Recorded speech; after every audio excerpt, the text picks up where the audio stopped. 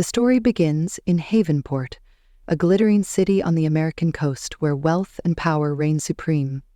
Rachel Lawson stands in the bathroom of her newly rented apartment, letting the warm water cascade over her shoulders.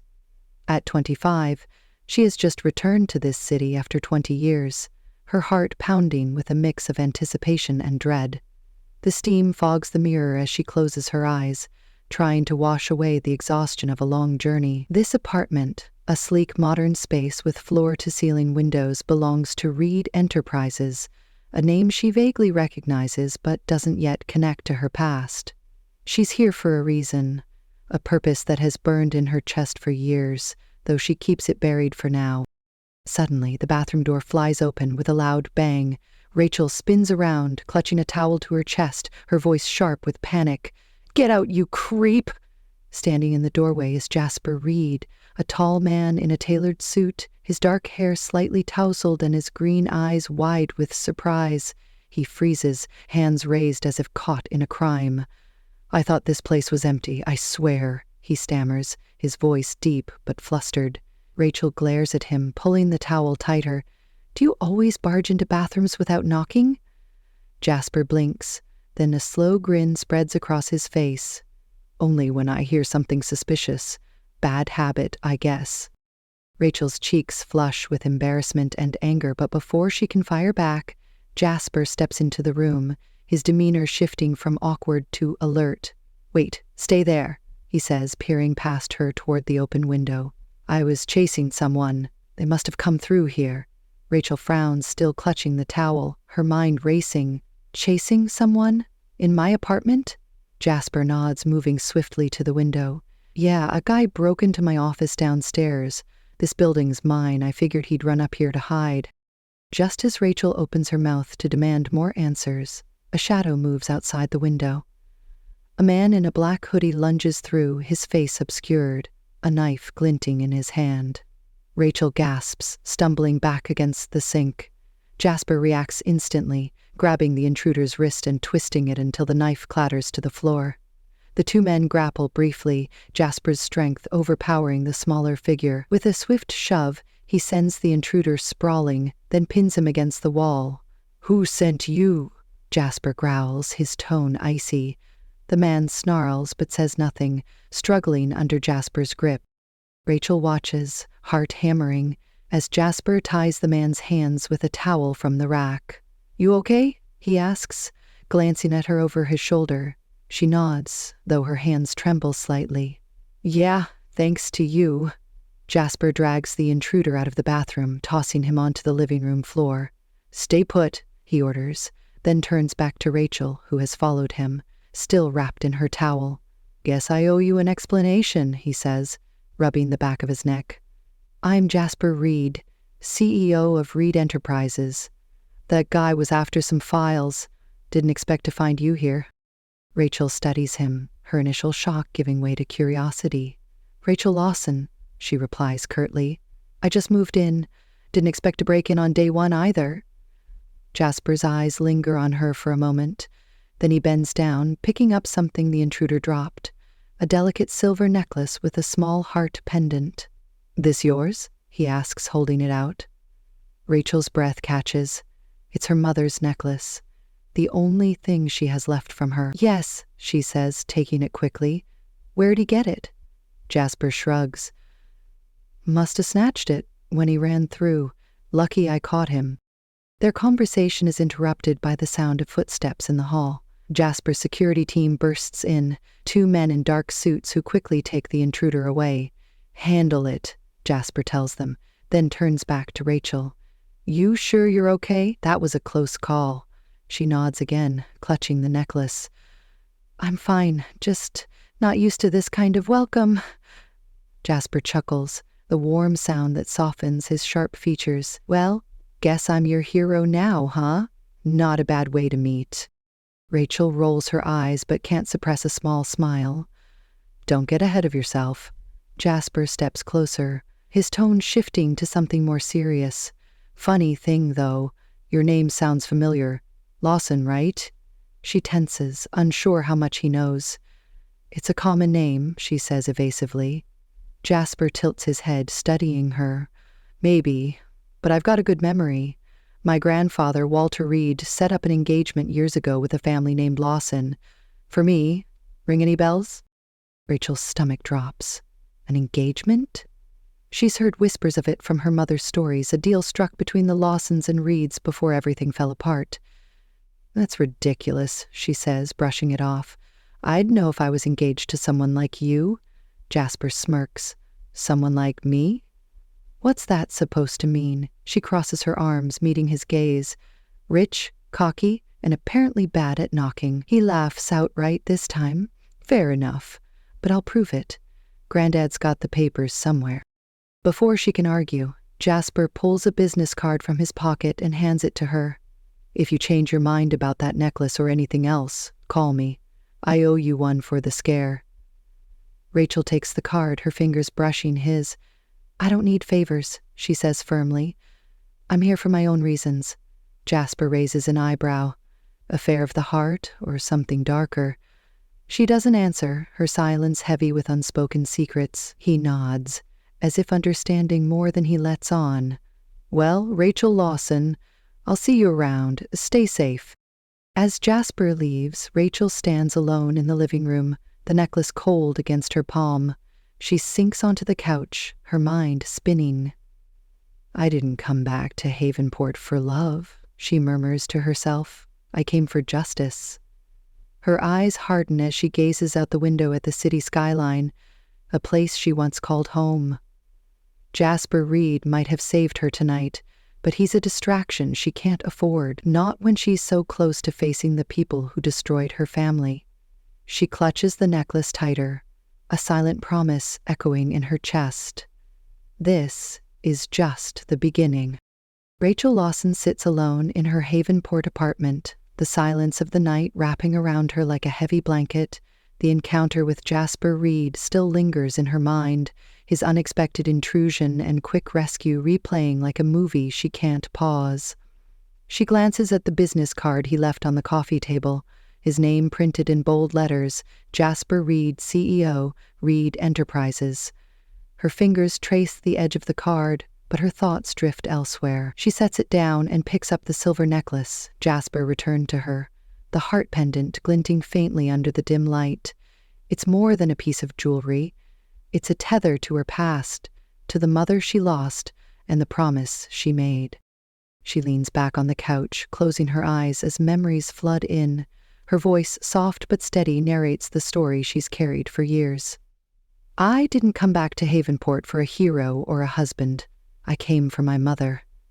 The scene shifts to 7 years ago, when Rachel was 18, living in a small town far from this city. She had been sorting through an old box of her belongings, items left behind after her mother's death. A kind neighbor, Mrs. Carter, had kept it safe for her all those years, saying only, "Your mom would have wanted you to have this someday."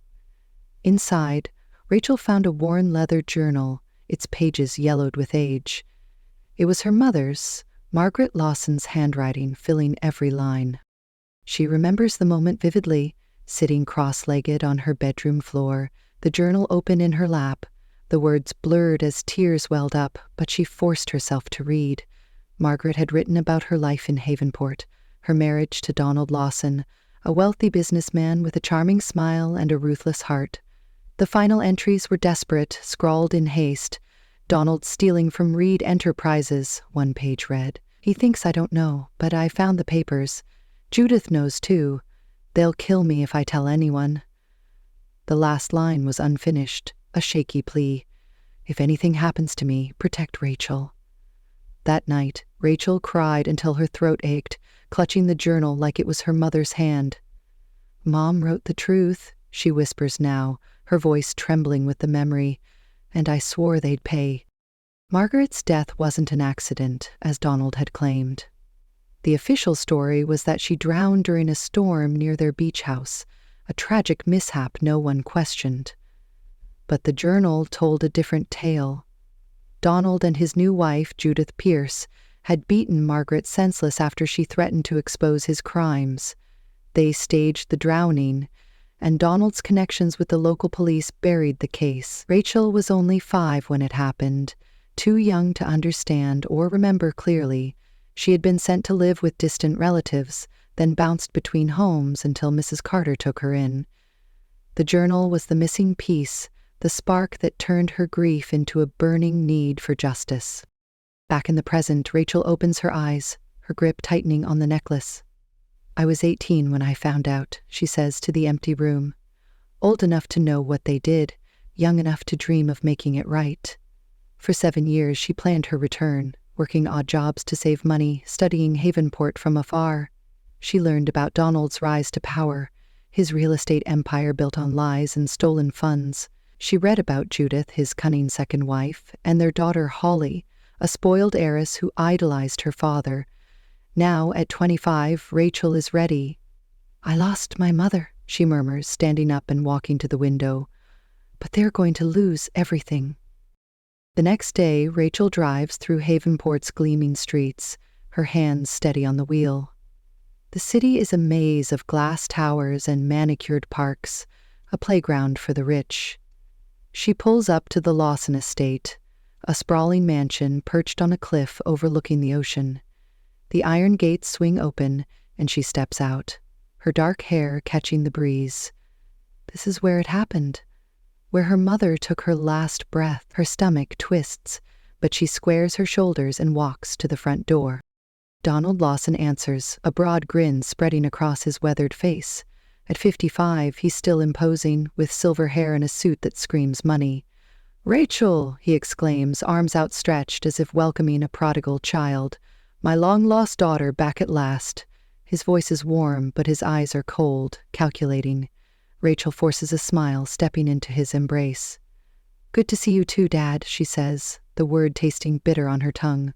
Judith appears behind him, her blonde hair pulled into a tight bun, her smile as fake as the pearls around her neck. "We've missed you," she says, her tone dripping with insincerity.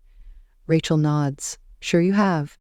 They lead her into the grand foyer, marble floors echoing under their footsteps. Holly Lawson descends the winding staircase, her heels clicking sharply. At 22, she's a mirror of Judith, all sharp cheekbones and sharper attitude. She stops halfway down, crossing her arms. "So, you're the famous Rachel," she says, smirking. "Back to claim Dad's fortune? Dream on." Rachel meets her gaze, unflinching. "I'm not here for money, Holly. I'm here for something you can't buy." Holly laughs, a short, mocking sound. "What, love? Good luck with that." Donald claps his hands, breaking the tension. "Enough, girls, let's sit down, catch up." They move to the living room, a cavernous space with plush sofas and a view of the ocean. Rachel sits across from them, her posture stiff. "So, Rachel," Donald begins, leaning back with a glass of scotch, "what brings you back after all these years?" She takes a slow breath, choosing her words. "I wanted to see my family," she says, her voice steady. "See how you've been?" Judith tilts her head, studying her. "How sweet. And where have you been hiding?" Rachel shrugs. "Around. Small towns, mostly. Kept to myself." Holly snorts, twirling a strand of hair. "Sounds boring. Bet you're here to spice things up." Rachel smiles faintly, letting the barb slide. "Something like that." Donald sets his glass down, his expression shifting to something harder. "Well, you're welcome here. Family's family, right?" Rachel nods, but her mind is elsewhere, replaying Margaret's words from the journal. "They'll kill me if I tell." She looks at Donald, at the man who took her mother away, and feels a fire ignite in her chest. "Yeah," she says softly. "Family's everything." As she drives back to her apartment that evening, Rachel's hands tremble on the wheel, not from fear, but from resolve. The Lawsons think she's a lost girl coming home. They have no idea she's a storm waiting to break. She parks and steps out, gazing up at the city lights. Jasper Reed's card is still in her pocket, a reminder of their strange meeting. She doesn't need his help, not yet. But his connection to Reed Enterprises, the company Donald betrayed, sticks in her mind. This isn't about him, she tells herself, clutching the necklace. It's about them. Back inside, she pulls out her mother's journal, flipping to that final, frantic page. "Protect Rachel," she reads aloud, her voice breaking. She closes the book, her jaw set. I will, Mum, by making them pay. The city hums outside, oblivious to the war she's about to wage. Donald, Judith, and Holly have built their lives on a foundation of lies.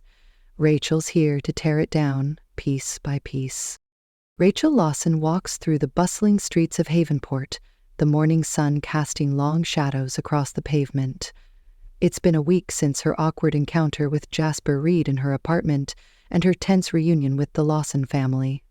The silver necklace hangs around her neck, a constant reminder of her mother's words and the vow she made. She's determined to stay focused, but Jasper's unexpected presence keeps creeping into her thoughts. His business card sits in her wallet, untouched but not forgotten. She shakes her head, muttering to herself, "He's a distraction, nothing more." Her phone buzzes as she reaches a coffee shop, pulling her from her reverie. It's a text from an unknown number. "Meet me at Reed Tower, 10 a.m. We need to talk. Jasper." Rachel frowns, hesitating. She doesn't owe him anything, but curiosity tugs at her. Reed Enterprises connects to her father's past, and Jasper might know more than he's let on. She types a quick reply. Fine. Be there. She grabs a coffee to go and heads toward the towering glass building that dominates Havenport's skyline, its sleek design a symbol of the city's wealth.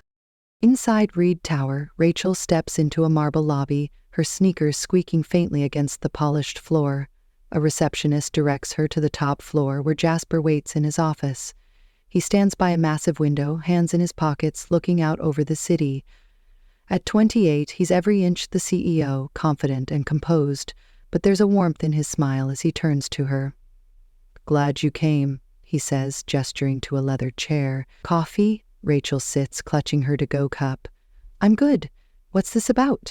Jasper leans against his desk, crossing his arms. "You've been on my mind, Rachel Lawson. That necklace, your name, it's all too familiar." She stiffens, her guard up. "I told you, it's a common name." He nods, but his eyes are sharp. "Maybe, but I did some digging. My grandfather's old files mention a Donald Lawson, a financial director here 20 years ago. Any relation?" Rachel's pulse quickens. She didn't expect him to connect the dots so fast. "He's my father," she admits, keeping her tone neutral, "but we're not close." Jasper studies her, sensing there's more. He left Reed Enterprises under a cloud, rumors of missing money but nothing proven. Granddad never trusted him after that. Rachel's jaw tightens. It's a thread to her mother's journal, a confirmation of Donald's crimes. "Interesting," she says, deflecting. "Why tell me?" Jasper steps closer, his voice softening. "Because I think you're here for more than a family reunion, and I don't like seeing you walk into trouble alone." Before she can respond, her phone rings. It's Judith, her mother-in-law's saccharine voice cutting through. "Rachel, darling, join us for dinner tonight at the estate. We insist." Rachel hesitates, then agrees, sensing an opportunity. "I'll be there." She hangs up and looks at Jasper. "Family dinner. Guess I'm in demand," he smirks. "Need a +1?" She rolls her eyes.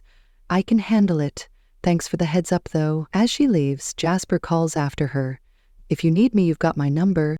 That evening, Rachel arrives at the Lawson estate dressed in a simple black dress that contrasts with the opulence around her. Donald greets her with a hearty handshake, Judith with a thin smile, and Holly with a sneer. "Nice to see you again," Holly says, sipping a glass of wine. "Still slumming it?" Rachel ignores the jab, sitting at the polished dining table as servers bring out plates of steak and roasted vegetables. The conversation stays light at first. Donald boasting about his latest real estate deal, Judith chiming in with false modesty. But Rachel feels the undercurrent, the way their eyes flicker to her with suspicion. Halfway through dinner, Judith leans forward, her tone syrupy. "Rachel, we've heard rumors you've been cozying up to Jasper Reed. People are talking." Rachel pauses, fork in hand. "People talk about a lot of things. Doesn't mean they're true." Holly laughs, sharp and mean. "Oh, come on. A nobody like you snagging the CEO? It's a good story, I'll give you that." Rachel sets her fork down, meeting Holly's gaze. I'm not here to snag anyone. I'm here for family. Donald chuckles, but it's hollow. Good to know. We wouldn't want any scandals, would we? The next day, the rumors explode. Rachel wakes to a flood of notifications, tabloid headlines screaming, "Mystery woman targets Havenport's richest bachelor." She scrolls through, her stomach sinking. Photos from the Reed Tower lobby, blurry shots of her leaving Jasper's office, all twisted into a narrative of gold-digging ambition. She knows who's behind it. Judith's voice echoes in her mind. People are talking. This is their move. A warning shot to tarnish her before she can strike. She's pacing her apartment when Jasper calls. "You see the news?" he asks, his voice calm but edged with concern. "Yeah," she replies, bitter. "Your family's handiwork?" She hesitates, then nods, forgetting he can't see her. "Judith and Holly, probably. They don't like me much." Jasper's quiet for a moment. "Meet me at the pier. We'll figure this out." Against her better judgment, she agrees. At the Havenport Pier, Jasper waits by the railing, the ocean breeze ruffling his hair. He hands her a coffee, his expression serious. "I don't care what they say about you," he says, cutting straight to it. "You're worth more than their lies." Rachel takes the cup, surprised by the warmth in his words. "Thanks, but I don't need saving. I've handled worse."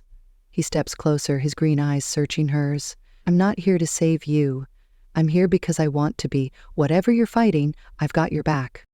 Rachel looks away, the waves crashing below. She's spent years building walls, but Jasper's persistence chips at them.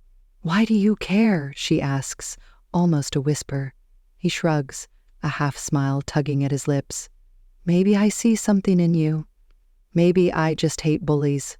Pick one." She can't help but smile back, a crack in her armor. "You're stubborn, you know that?" He grins. "Takes one to know one."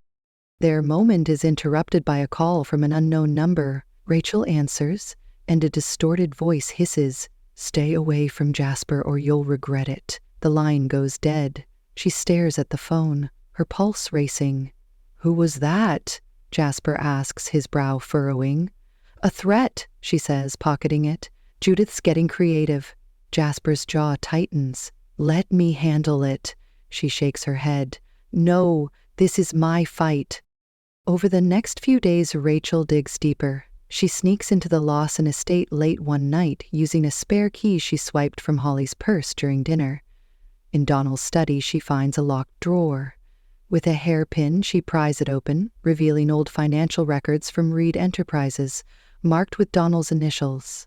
Her heart pounds as she records Judith's voice on her phone, catching a heated argument through the door. "If Rachel keeps snooping, we're done," Judith snaps. "Those Reed files could ruin us." Rachel slips out, evidence in hand, and confronts Judith the next day. "I've got a recording," she says, holding up her phone. "One wrong move and it's front-page news." Judith pales, but her smile returns, icy and controlled. "You're playing a dangerous game, Rachel." Rachel steps closer, unflinching. "I learned from the best." That night, Jasper shows up at her apartment unannounced, a determined look on his face. "I'm taking you to the gala tomorrow," he says. "Reed Enterprises event. Show them you're not scared." She hesitates, then nods. "Fine, but no funny business." At the gala, Havenport's elite fill the ballroom, chandeliers casting golden light over tailored suits and shimmering gowns. Rachel wears a deep blue dress, her necklace gleaming against her collarbone. Jasper stays close, his hand brushing hers as they mingle. The rumors still swirl, but he shuts them down with a single glare. Near the end of the night, he pulls her onto a balcony, the city sprawling below. "Marry me, Rachel," he says, his voice low and earnest. "Let me stand by you, whatever happens." She freezes, her heart racing. "Jasper? I can't. Not until I'm free of them." He nods, undeterred. "I'll wait. But I need you to know something." He pauses, his gaze intense. "Donald worked for my family. I think he had a hand in my father's death, a car crash that wasn't an accident. Granddad never proved it, but I've always wondered." Rachel's breath catches. "So we're fighting the same enemy?" Jasper takes her hand, his touch firm. Looks like it. She pulls away, overwhelmed. I need time, she says, and he lets her go, watching her disappear into the crowd. Rachel Lawson stands in her Havenport apartment, staring at the phone in her hand. The recording of Judith Pierce's voice plays on a loop. If Rachel keeps snooping, we're done. Those Reed files could ruin us. It's been days since the gala, since Jasper Reed proposed and revealed their shared enemy in Donald Lawson. The weight of his words, the warmth of his hand linger in her mind, but she pushes them aside. Tonight is about justice, not love. She's spent weeks planning, gathering evidence from Donald's study, and now she's ready to strike. The Lawsons have underestimated her for the last time. She pulls out a sleek black dress from her closet, slipping it on with steady hands. The silver necklace from her mother, Margaret, rests against her chest, a talisman for what's to come. Jasper's business card sits on the table, and she hesitates before tucking it into her purse. This is my fight, she tells herself, but his offer to stand by her echoes in her ears. She shakes her head, grabs her keys, and heads out. Tonight, at the Serenity Hotel, she'll host a fake engagement party, a trap to expose the Lawsons to Havenport's elite. The Serenity Hotel glows against the night sky, its grand ballroom filled with the city's richest and most powerful. Rachel arrives alone, her dark hair swept back, her expression calm but fierce. She's invited Donald, Judith, and Holly under the pretense of celebrating her supposed engagement to Jasper. The guests murmur as she moves through the crowd, their eyes flicking to the necklace, the rumors still swirling from Judith's smear campaign. She spots the Lawsons near the bar, Donald in a crisp tuxedo, Judith in a glittering gown, and Holly sipping champagne with a smug grin. "Rachel, darling," Donald says, his voice booming as he approaches. "Quite the party. Where's your fiancé?" She smiles thinly. "He'll be here soon. Enjoy yourselves." Judith's eyes narrow, sensing something off, but she plays along. "Such a lovely gesture," she purrs. "We're so proud." Holly rolls her eyes. "Sure we are. Let's see how long this lasts." Rachel ignores her, signaling the staff to start serving drinks. She's slipped a little extra into Holly's champagne, just enough to loosen her tongue. As the night unfolds, the room buzzes with chatter and clinking glasses. Rachel mingles, keeping an eye on Holly, who's growing louder with each sip. She steps to the podium, tapping the microphone. "Thank you all for coming," she says, her voice clear. "This is a special night, a celebration of new beginnings. But first, a toast to family." She raises her glass and the crowd follows. Holly, already tipsy, stumbles forward, grabbing the mic from Rachel's hand. "Family?" she slurs, laughing. "Let's talk about family. Dad's a thief and Mom's a liar." Gasps ripple through the room. Rachel steps back, feigning shock, though her heart races with triumph. Donald's face reddens and Judith lunges for Holly.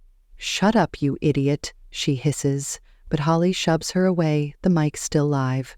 "Oh, come on, Mom. Everyone knows Dad's dirty. Stole from Reed Enterprises, right? That's why we're rich." The crowd erupts in whispers, phones lighting up as people start recording. Rachel seizes the moment, plugging her phone into the sound system. Judith's voice fills the air. "If Rachel keeps snooping, we're done. Those Reed files could ruin us." The ballroom falls silent, then explodes into chaos. Donald roars, "Turn that off!" and charges toward Rachel, his fists clenched. Before he can reach her, a familiar figure steps in. Jasper Reed, striding through the crowd in a dark suit, his presence commanding. "Back off, Lawson," he says, his voice low and dangerous. He grabs Donald's arm, twisting it behind his back with practiced ease. Security swarms in, holding Donald as he struggles. "You little—" He spits at Rachel, but Jasper cuts him off. "Save it. You're done." Rachel meets Jasper's eyes, a mix of gratitude and surprise washing over her. "You didn't have to come," she says quietly. He shrugs, a faint smile tugging at his lips. "Couldn't let you face this alone." She nods, turning back to the crowd. "There's more," she announces, pulling up scanned documents on a screen behind her. "These are financial records from Reed Enterprises, signed by Donald Lawson. He embezzled millions 20 years ago. That's why my mother died. She found out, and he killed her. The room buzzes with outrage, guests whispering about lawsuits and scandals. Donald's face pales and Judith staggers back, clutching Holly, who's now giggling hysterically. "You've got nothing," Donald shouts, but his voice cracks. Jasper steps forward, his tone cold. "We've got enough. And there's something else. Those files link you to my father's death. A car crash you staged to cover your tracks." He holds up a folder, evidence Walter had kept hidden for years. "The police have this now." Donald lunges again, but security drags him back. Judith shrieks, "This is a setup!" and bolts for the exit, pulling Holly with her. Rachel watches them go, her chest tight with victory and exhaustion. The crowd disperses, some shaking their heads, others snapping photos of the wreckage. Jasper turns to Rachel, his expression softening. "You did it," he says. "They're finished." She nods, but before she can reply, a sharp crack splits the air. A man in a black coat emerges from the shadows near the stage, a gun in his hand. "Read!" he snarls, firing a shot. Jasper shoves Rachel aside, taking the bullet in his shoulder. He collapses, blood staining his shirt, as screams erupt around them. Rachel drops to her knees beside him, panic seizing her. "Jasper, no!" she cries, pressing her hands to the wound. The shooter, a hired thug tied to Donald's old partners, flees into the chaos, security chasing after him. Jasper groans, his face pale but his eyes locked on hers. "Guess I'm not bulletproof," he mutters, managing a weak smile. Rachel's hands shake as she yells for help. "Stay with me, Jasper. You're not dying on me." Guests call 911 and paramedics rush in, lifting him onto a stretcher. Rachel follows, her dress stained with his blood, her mind reeling. She climbs into the ambulance, gripping his hand as sirens wail. "You fought for me," she whispers, tears spilling down her cheeks. "I was wrong to push you away. Please hold on." At Havenport General, doctors wheel Jasper into surgery, leaving Rachel in the waiting room. She paces, her phone buzzing with updates. Donald's arrest is trending, Judith and Holly have vanished. But none of it matters now. She sinks into a chair, replaying every moment with Jasper, his stubborn support, his proposal, his sacrifice. "I can't lose him," she murmurs, burying her face in her hands. Hours drag by, the clock ticking past midnight. She's about to give up hope when a nurse approaches. "He's stable," she says. "You can see him soon." Relief floods Rachel, but it's short-lived. The doctor emerges, his expression grim. "He's out of surgery, but he's in a coma. The bullet hit close to his spine. We don't know when or if he'll wake up." Rachel's knees buckle, and she steadies herself against the wall. "He has to," she says, her voice breaking. She's led to his room where Jasper lies still, tubes and monitors surrounding him. She sits beside him, taking his hand. "I was wrong, Jasper," she says, her voice thick with emotion. "You fought for me when no one else did. Wake up, please." As dawn breaks, Rachel stays by his side, exhaustion warring with resolve. She's won her revenge, but the cost feels too high. Then a faint sound cuts through the silence. Jasper's voice, weak but clear. "Couldn't leave you fighting alone, could I?" Her head snaps up and she sees his eyes flutter open, a tired smile on his lips. She laughs through her tears, squeezing his hand. "You scared me, you idiot." He chuckles faintly. "Worth it." Rachel Lawson sits by Jasper Reed's hospital bed in Havenport General, her hand clasped around his. The morning light filters through the blinds, casting soft stripes across his pale face. It's been hours since the chaos at the Serenity Hotel, where her plan to expose the Lawsons succeeded, only for Jasper to take a bullet meant for her. His words, weak but steady, still echo in her ears. "Couldn't leave you fighting alone." "Could I?" She brushes a strand of dark hair from his forehead, a shaky smile breaking through her exhaustion. "You're awake," she says, her voice thick with relief. "Don't ever scare me like that again." Jasper's green eyes meet hers, tired but warm. "No promises," he murmurs, his smile faint but genuine. Had to make sure you'd miss me. Rachel laughs, a sound that's half sob, half joy. I did, more than I thought I would. She squeezes his hand, the weight of the night lifting slightly. The doctors bustle in, checking monitors and scribbling notes. He's lucky, one says, adjusting an IV. The bullet missed anything vital. He'll recover, but he needs rest. Rachel nods, her gaze never leaving Jasper. He'll get it. I'll make sure. Over the next few days, Jasper grows stronger, though he's still confined to the hospital. Rachel stays close, bringing him coffee, reading him news updates about the fallout from the Serenity Gala. Donald Lawson's arrest dominates the headlines. Havenport tycoon charged with embezzlement and conspiracy. The police, armed with Jasper's evidence and Rachel's recordings, have built an airtight case. Judith Pierce and Holly Lawson have fled the city, their names now synonymous with scandal. They're gone, Rachel tells Jasper one afternoon, scrolling through her phone. No one's seen them since the party. Jasper leans back against his pillows, wincing slightly as he shifts. Good riddance, he says. They got what they deserved. Rachel sets her phone down, her expression softening. Thanks to you. You didn't have to step in like that. He reaches for her hand, his grip weak but firm. Yeah, I did. You're worth it, Rachel. She looks away, her throat tight. She spent so long fighting alone, but Jasper's stubborn loyalty has cracked something open inside her. A week later, Jasper's well enough to sit up, though he's still pale and bandaged. He catches Rachel's eye as she adjusts his blanket, his voice low. I've been thinking, he says, about what I asked you at the gala. She freezes, remembering his proposal under the ballroom lights. Jasper, He cuts her off, gentle but determined. Let me finish. I know you've got your reasons, your fight, but I meant it. Marry me, Rachel. Let's start over. Together. No more battles, just us. Rachel stares at him, her heart pounding. She's wanted freedom, justice, closure, but love was never part of the plan. Yet here he is, offering her something she didn't know she needed. You're impossible, she says, a tear slipping down her cheek. But yes, this time, I'm ready.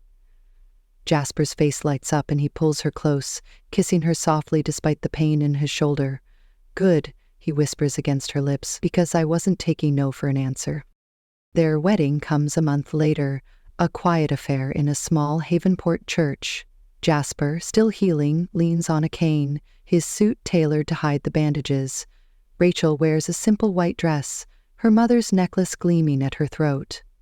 Walter Reed, Jasper's grandfather, sits in the front row, his weathered face beaming with pride.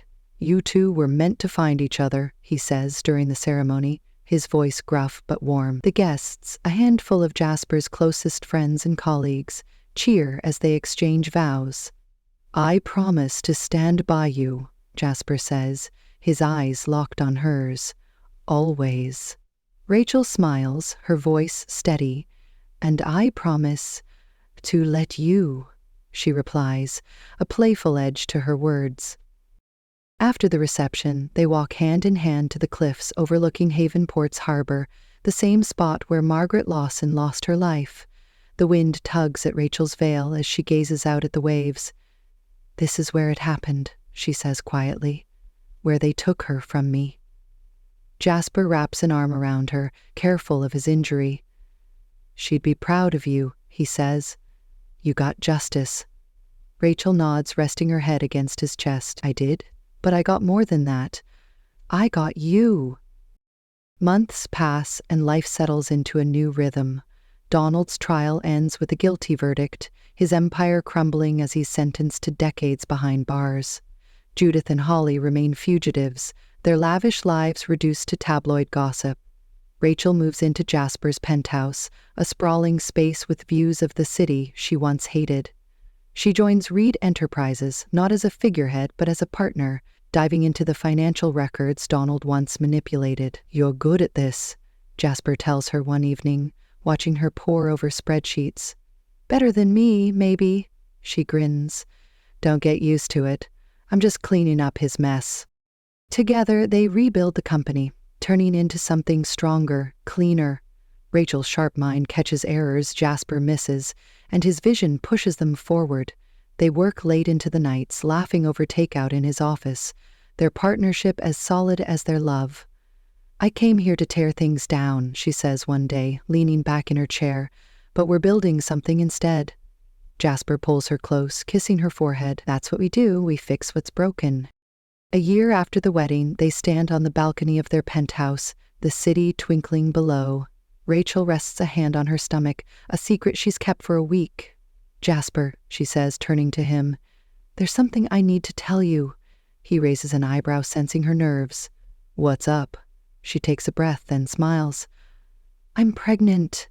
His face splits into a grin and he lifts her off her feet, spinning her gently despite her protests. "A kid? Our kid?" he laughs, setting her down. "Rachel, that's amazing." She nods, her eyes shining. "Yeah, a fresh start." Walter visits the next day, bringing a bottle of champagne he insists is for the future Reed. He claps Jasper on the back, then pulls Rachel into a hug. "You've brought this family back to life," he says, his voice rough with emotion. "Margaret will have loved you for it." Rachel smiles, touched. "I hope so." They toast to the future, the clink of glasses a quiet promise of better days. The story ends on a crisp afternoon, Rachel and Jasper walking along Havenport's beach, the same stretch where her mother's life ended. The waves crash gently, and Rachel stops, pulling the necklace from her neck. She holds it up, the heart pendant catching the sunlight. "This was hers," she says, her voice steady. "I carried it for so long, for her." Jasper watches, silent, as she steps to the water's edge. "I came here for revenge," she continues, looking out at the horizon. "But I found love instead." She lets the necklace slip from her fingers, watching it sink into the waves. It's not a loss, but a release. Jasper takes her hand, pulling her close. "You're free now," he says softly. She nods, resting against him. "Yeah, free to be us." They turn back toward the shore, their shadows stretching long across the sand. Rachel whispers to the wind, "This is for you, Mom. I'm finally home." The camera pans out, Havenport glowing in the distance, a city of secrets and second chances. Rachel and Jasper walk on, hand in hand, their future unfolding with every step.